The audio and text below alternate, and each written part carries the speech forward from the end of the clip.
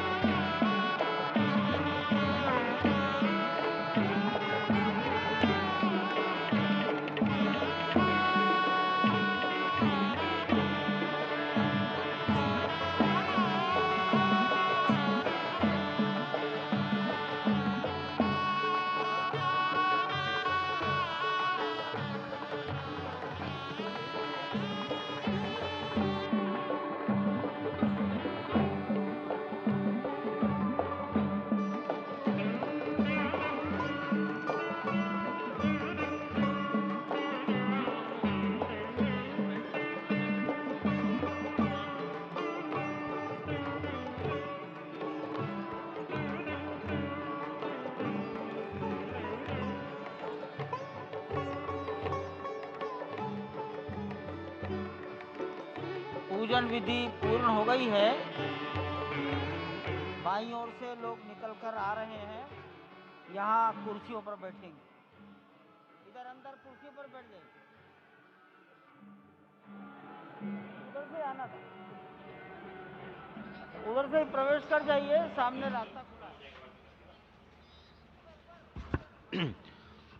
श्री राम राम रघुनंदन राम राम, श्री राम राम भरताग्रज राम राम, श्री राम राम रणकर्कश राम राम, श्री राम राम शरणं भव राम राम, श्री रामचंद्र चरणौ मनसा स्मरामि, श्रीरामचंद्र चरणौ वचसा गृह्णामि, श्रीरामचंद्र चरणौ शिरसा नमामि, श्रीरामचंद्र चरणौ शरणं प्रपद्ये।